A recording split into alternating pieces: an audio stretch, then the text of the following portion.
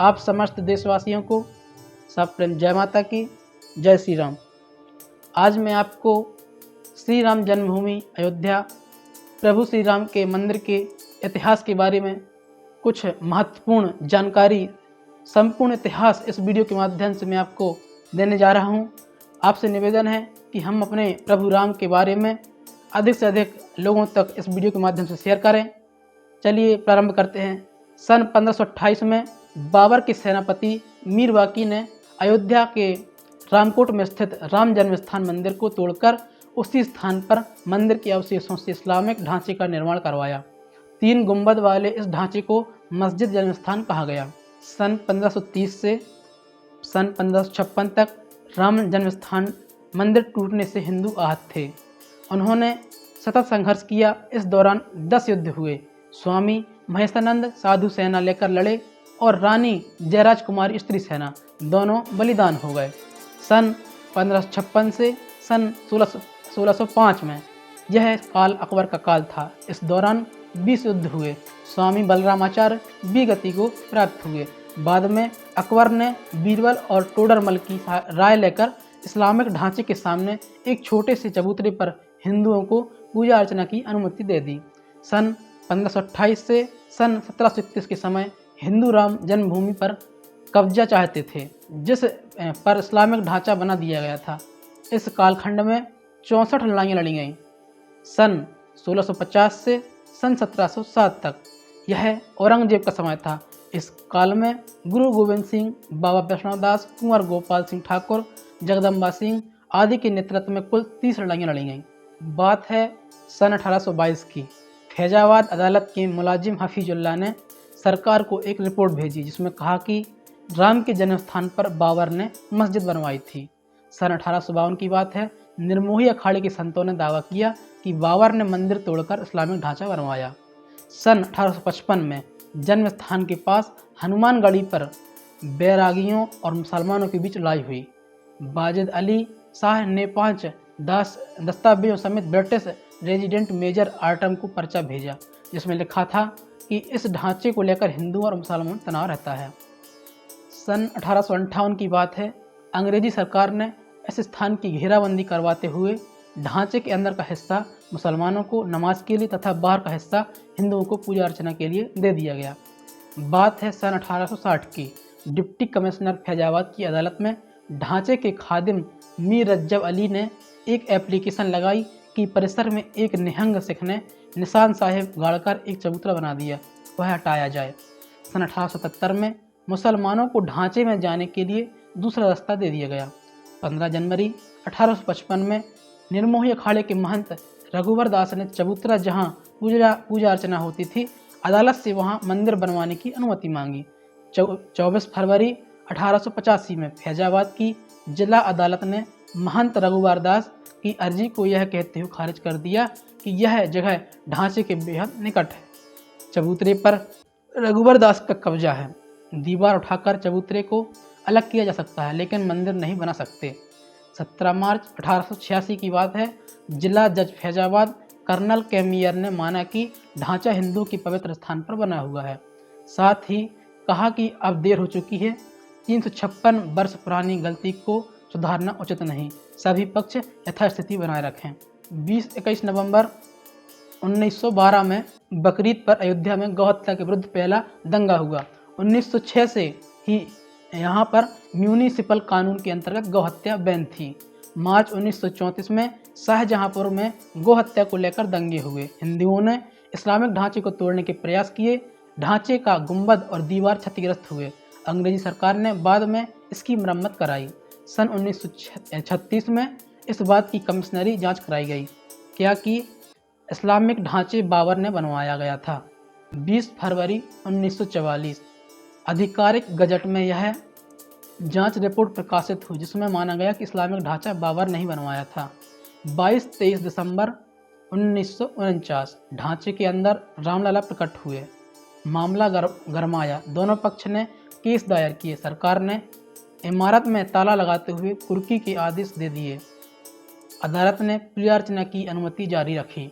29 दिसंबर 1949 Faizabad municipal board के chairman Priyadatta Ram को परिसर की रिसीवर नियुक्त कर दिया गया। 6 जनवरी 1950 में हिंदू महासभा के गोपाल सिंह विशारद और दिगंबर अखाड़े के महंत परमहंस रामचंद्र दास ने फैजाबाद अदालत में एक याचिका दायर कर जन्म स्थान पर स्वामित्व का मुकदमा दायर किया। दोनों ने वहां पूजा पाठ की अनुमति मांगी।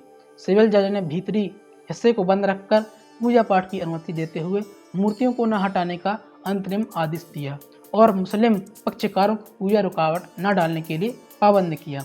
अप्रैल 1955 में इलाहाबाद हाईकोर्ट ने 3 मार्च 1951 को सिविल जज के इस अंतरिम आदेश पर मोहर लगाई कि यहाँ पूजा अर्चना जारी रहेगी। दिसंबर 1959 निर्मोही अखाड़े ने इस विवाद पर तीसरी याचिका दायर कर मंदिर स्थान पर अपना दावा ठोका और स्वयं को राम जन्मभूमि का संरक्षक बताया। 18 दिसंबर 1961 को सुन्नी सेंट्रल वक्फ बोर्ड ने ढांचे में मूर्ति के विरोध में याचिका दायर की और दावा किया कि ढांचे और उसके आसपास की जमीन एक कब्रिस्तान है जिस पर उसका दावा है। यह इस मामले में चौथा वाद था।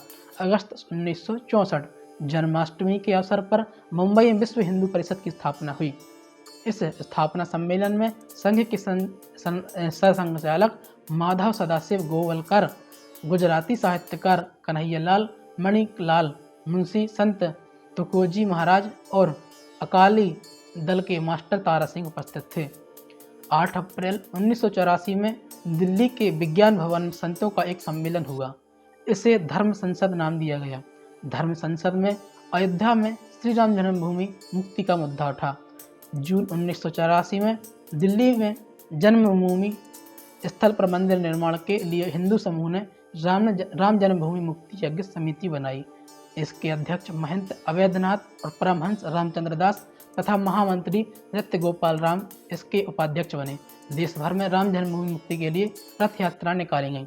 18 सितंबर 1985 में दिल्ली में जगत गुरु रामानंदाचार्य शिवरामाचार्य के नेतृत्व में श्री राम जन्मभूमि न्यास का गठन हुआ।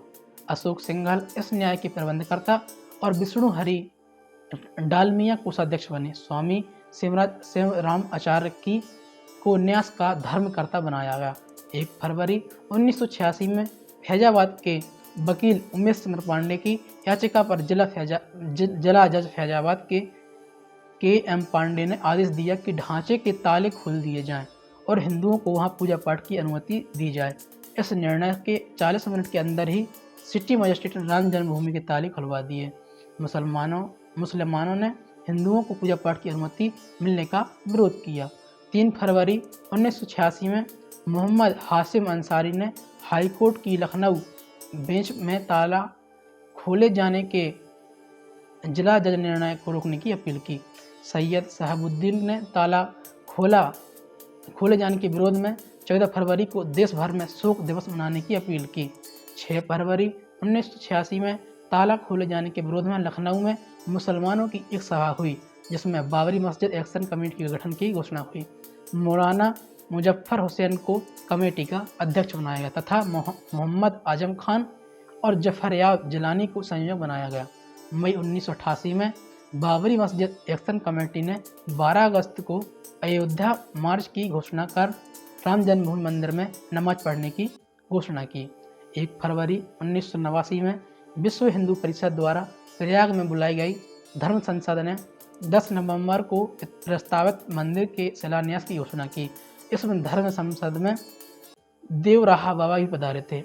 इस अवसर पर अयोध्या के प्रस्तावित मंदिर की लकड़ी का मॉडल भी जारी किया गया। मई 1989 में विश्व हिंदू परिषद ने आंदोलन को घर घर तक पहुंचाने के लिए जनवरी 1990 में विश्व हिंदू परिषद ने प्रयाग में आयोजित संत सम्मेलन में राम जन्मभूमि स्थल पर फिर से कार सेवा की घोषणा की। जून 1990 में हरिद्वार में विश्व हिंदू परिषद की बैठक में निर्णय हुआ कि 30 अक्टूबर से अयोध्या में मंदिर का निर्माण कार्य शुरू किया जाएगा। भारतीय जनता पार्टी के अध्यक्ष लाल कृष्ण आडवाणी ने सोमनाथ से अयोध्या तक रथ यात्रा घोषणा की। सितंबर को सोमनाथ से चली यह रथ यात्रा 30 अक्टूबर को फैजाबाद पहुंचनी थी। 17 अक्टूबर 1990 में भारतीय जनता पार्टी ने केंद्र सरकार को चेतावनी दी कि अगर आडवाणी की रथ यात्रा रोकी गई तो वो केंद्र सरकार के से समर्थन वापस ले लेगी। 9 अक्टूबर 1990 में विवादित जमीन के अधिग्रहण के लिए केंद्र सरकार ने 3 सूत्रीय अध्यादेश जारी दिए। अक्टूबर 1990 में भारी विरोध को देखते हुए सरकार ने बीजेपी को भरोसे में लिए बिना उक्त अध्यादेश को तीसरे दिन ही वापस ले लिया। उधर केंद्र सरकार के कहने पर बिहार के लालू सरकार ने लाल कृष्ण आडवाणी की रथ यात्रा रोकी और उन्हें गिरफ्तार कर लिया। भारतीय जनता पार्टी ने केंद्र सरकार से समर्थन वापस ले लिया। वीपी सिंह की सरकार अल्पमत में आ गई। नवंबर 1990 में विश्व हिंदू परिषद के कारसेवक अनेक पाबंदियों के बावजूद लाखों की संख्या में अयोध्या पहुंच गए। उन्होंने मंदिर तोड़कर बनाए गए इस्लामिक ढांचे पर तोड़फोड़ की और भगवा झंडा फहरा दिया। मुलायम सिंह सरकार ने गोलियां चलवा दी। 40 से अधिक कारसेवक शहीद हो गए। 7 नवंबर 1990 में वीपी सिंह सरकार फिर गिर गई। कांग्रेस के सहयोग से चंद्रशेखर देश के नए प्रधानमंत्री बने। मई 1991 में देश में आम चुनाव हुए। यूपी में बीजेपी की सरकार बनी। केंद्र में पीवी नरसिम्हा राव के नेतृत्व में कांग्रेस सरकार के कार्यभार संभाला। भाजपा को उत्तर प्रदेश की सत्ता मिलने से अयोध्या आंदोलन में तेजी आई। अक्टूबर 1991 में उत्तर प्रदेश की कल्याण सिंह सरकार ने अयोध्या में मंदिर तोड़कर बनाए गए ढांचे के आसपास की 2.77 एकड़ जमीन का अधिग्रहण किया। फरवरी 1992 में उत्तर प्रदेश सरकार ने अयोध्या में तोड़ दिए गए राम मंदिर परिसर के चारों ओर राम दीवार का निर्माण शुरू किया। मार्च 1992 में विवादित स्थल के पास 1988 में अधिग्रहण की गई 42 एकड़ जमीन राम जन्मभूमि न्यास को राम कथा पार्क के लिए सौंप दी गई। अधिग्रहण की गई जमीन उस जमीन पर बने सभी मंदिर, आश्रम और भवनों को तोड़कर वहां जमीनों के समतलीकरण का काम शुरू हुआ। मुस्लिम पक्ष ने इस हाईकोर्ट से रोकने की मांग की, जिसे मानने से कोर्ट ने मना कर दिया। 9 जुलाई 1992 में विश्व हिंदू परिषद ने कार्य सेवा फिर से शुरू की। 24 नवंबर 1992 में राज्य सरकार को बताए बिना केंद्र सरकार ने केंद्रीय सुरक्षा बलों की एक कंपनी को अयोध्या भेजा। मुख्यमंत्री कल्याण सिंह ने ऐतराज जताया। केंद्र और राज्य में इस पर तनाव बढ़ा। नवंबर 1992 में उत्तर प्रदेश सरकार ने सुप्रीम कोर्ट में ढांचे की सुरक्षा की जिम्मेदारी लेते हुए एक हलफनामा दाखिल किया कि अयोध्या में कोई स्थायी निर्माण नहीं होगा। सुप्रीम कोर्ट ने अपना एक पर्यवेक्षक नियुक्त किया, जिसका काम यह देखना था कि 6 दिसंबर को प्रस्तावित कार सेवा के नाम पर वहां कोई स्थायी निर्माण न हो। मुरादाबाद के जिला जज तेज शंकर अयोध्या में सुप्रीम कोर्ट के पर्यवेक्षक बने। 3 नवंबर 1992 में अयोध्या में 25,000 अर्धसैनिक बल तैनात किए गए। 6 दिसंबर 1992 विश्व हिंदू परिषद भारतीय जनता पार्टी शिवसेना के कार्यकर्ता में गुस्सा फूटा। नेतृत्व के आदेशों की अनदेखी करते हुए वहां उपस्थित लाखों कार सेवकों ने इस्लामिक ढांचे को गिरा दिया। देश भर में दंगे फैले। केंद्र सरकार ने उत्तर प्रदेश की कल्याण सिंह की सरकार को बर्खास्त कर दिया। मुख्यमंत्री कल्याण सिंह बर्खास्तगी से पहले ही अपना इस्तीफा सौंप चुके थे। शाम तक पूर्व मंदिर स्थल पर अस्थायी मंदिर बना मूर्तियां फिर से स्थापित कर दी गईं। 6 दिसंबर 1992 को 2 FIR ढांचा विध्वंस के विरुद्ध राम जन्मभूमि थाने में दर्ज की गई। 15 दिसंबर 1992 में केंद्र सरकार ने राजस्थान, मध्य प्रदेश और हिमाचल प्रदेश की चुनी हुई बीजेपी सरकारों को बर्खास्त कर दिया। आडवाणी समेत 6 लोगों को गिरफ्तार करके ललितपुर जेल भेज दिया गया। दिसंबर 1992 में ढांचे को ढहाने और उसके बाद फैले दंगे की जांच के लिए लिब्राहन आयोग का गठन हुआ। 30 जून 2009 को आयोग ने अपनी पहली रिपोर्ट सरकार को 7 जनवरी 1993 में अयोध्या में राम जन्मभूमि परिसर की 67 एकड़ जमीन का केंद्र सरकार ने एक अध्यादेश के माध्यम से अधिग्रहण किया। इसमें एक अस्थायी मंदिर भी था। इसी दिन राष्ट्रपति ने संविधान के अनुच्छेद 143 ए के अंतर्गत सुप्रीम कोर्ट को प्रेसिडेंशियल रेफरेंस भी किया।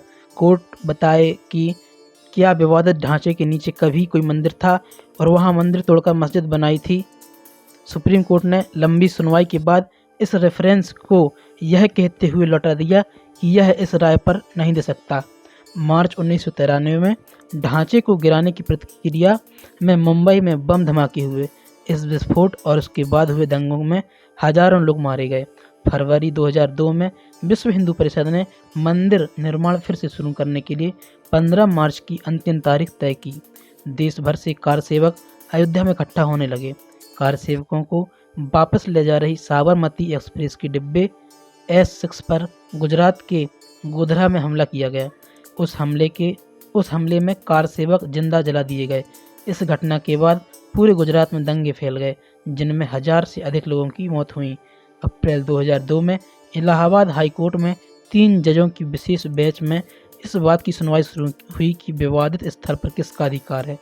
5 मार्च 2003 में इलाहाबाद हाई कोर्ट की विशेष बेंच ने ASI को इस बात की जांच करने को कहा कि क्या वहां पहले कोई मंदिर था। हाई कोर्ट ने ASI से कहा कि वह खुदाई कर इस बात का पता लगाए। ASI को मस्जिद के नीचे 11वीं सदी के एक मंदिर होने का साक्ष्य मिला। 30 सितंबर 2010 में इलाहाबाद हाई कोर्ट ने अयोध्या विवाद को लेकर दायर की गई 4 याचिकाओं पर निर्णय सुनाया। इस निर्णय में हाई कोर्ट ने कहा कि विवादित स्थल को 3 हिस्सों में बांट दिया जाए। एक तिहाई हिस्सा रामलला को दिया जाए, जिसका प्रतिनिधित्व हिंदू महासभा के पास है। 1/3 हिस्सा सुन्नी वक्फ बोर्ड को दिया जाए और 3रा हिस्सा निर्मोही अखाड़े को दिया जाए। दिसंबर में अखिल भारतीय हिंदू महासभा और सुन्नी वक्फ बोर्ड इस निर्णय के विरुद्ध सुप्रीम कोर्ट गए।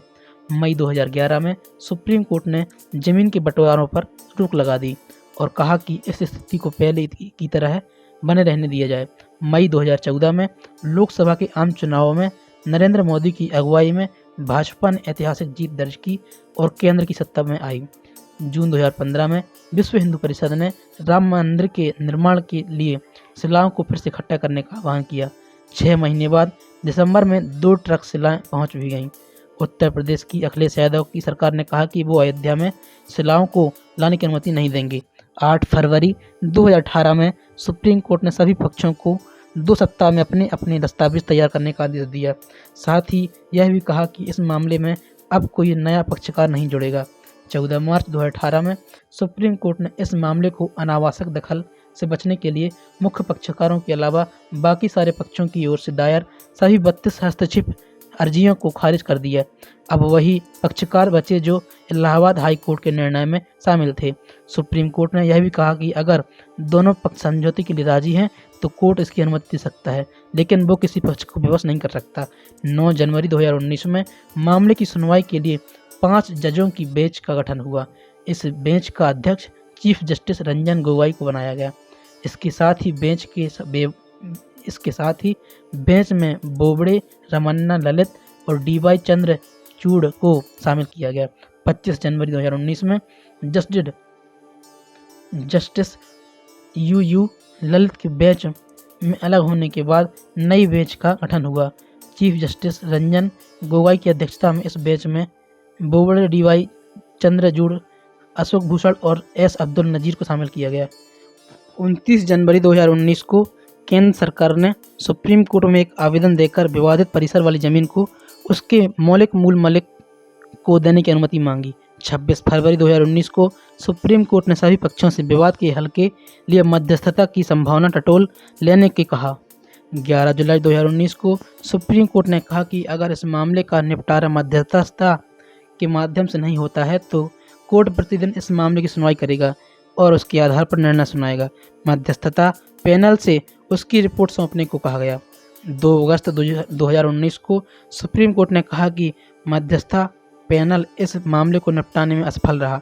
अब इस मामले की सुनवाई 6 अगस्त से प्रतिदिन दोबारा शुरू रहेगी। 6 अगस्त 2019 में सुप्रीम कोर्ट में मामले की प्रतिदिन सुनवाई शुरू हुई। 40 दिन तक लगातार सुनवाई के बाद सुप्रीम कोर्ट ने अपना निर्णय सुरक्षित रख लिया। 9 नवंबर 2019 को सुप्रीम कोर्ट ने अपना ऐतिहासिक निर्णय सुनाया, जिसमें उसने इस्लामिक ढांचे को राम का जन्मस्थान माना और जमीन रामलला विराजमान को दे दी। इससे जन्मस्थान पर राम मंदिर निर्माण का रास्ता साफ हो गया। कोर्ट ने कहा कि सरकार एक ट्रस्ट बनाकर मंदिर का निर्माण करवाए। परिसर पर सरकार का कब्जा होगा। सुन्नी वक्फ बोर्ड को मस्जिद के लिए अयोध्या में किसी दूसरी जगह 5 एकड़ जमीन दे दी जाए। कोर्ट ने निर्मोही अखाड़े के दावे को खारिज कर दिया। यह निर्णय 5 जजों की बेंच ने सर्वसम्मति से दिया। 5 फरवरी 2020 को सुप्रीम कोर्ट से आए निर्णय के बाद प्रधानमंत्री नरेंद्र मोदी के नेतृत्व में केंद्र सरकार ने श्री राम मंदिर जन्मभूमि तीर्थ क्षेत्र ट्रस्ट की घोषणा की। ट्रस्ट में 15 सदस्य बनाएगा, जिसमें से 12 को भारत सरकार द्वारा नामित किया गया और 3 को 19 फरवरी 2020 को आयोजित ट्रस्ट ने अपनी पहली बैठक में चुना। 5 अगस्त 2020 को नरेंद्र मोदी ने मंदिर के निर्माण के लिए भूमि पूजन पर 12:44 पर मंदिर की आधारशिला रखी। 1 जून 2022 को प्रस्तावित मंदिर के गर्भगृह की पहली शिला रखी गई। सितंबर 2023 में गर्भगृह पूरा हुआ। 22 जनवरी 2022 को रामलला अपने भव्य मंदिर में विराजेंगे, उनकी प्राण प्रतिष्ठा होगी। माफ़ी चाहूँगा कि मैं जानता हूँ कि यह लेख बहुत बड़ा हो गया है। हम चाहते हैं कि आप सबको हमारे भगवान श्री राम मंदिर का इतिहास मालूम चले और आपको जानकारी हो कि इस मंदिर निर्माण के लिए हमारे पूर्वजों में कितना संघर्ष, त्याग, समर्पण और बलिदान किया गया। आज हम कितने सौभाग्यशाली हैं कि हमें आज इस श्री राम मंदिर के निर्माण को देखने का सौभाग्य प्राप्त हो रहा है। आइए हम सब मिलकर इस सुनहरे पल का आनंद लें और जो परिजन जहाँ रहते हों, आपके आसपास जो मंदिर है वहाँ पर 22 जनवरी को भव्य आयोजन करके हर व्यक्ति को भगवान श्री राम और सनातन धर्म से जोड़ने का संकल्प लें। आप समस्त भाई बहनों को साप्रेम जय माता की। एक विशेष निवेदन आपसे यही है कि आप अपने भारत देश को नशा मुक्त बनाने के लिए एक बड़ी पहल अवश्य करें, क्योंकि जब तक समाज नशा मुक्त नहीं होगा तब तक हमारे भाइयों, हमारे बहनों के अंदर आध्यात्मिक भाव उत्पन्न नहीं होगा। क्योंकि नशेड़ियों गंजेड़ियों के अंदर आध्यात्मिक भाव उत्पन्न तो हो सकता है, लेकिन वह फलदायी नहीं हो सकता है। इसलिए मैं निवेदन करूंगा कि आप सभी नशा मुक्त भारत के निर्माण के लिए जरूर संकल्प लें। जय माता की, जय गुरुवर की।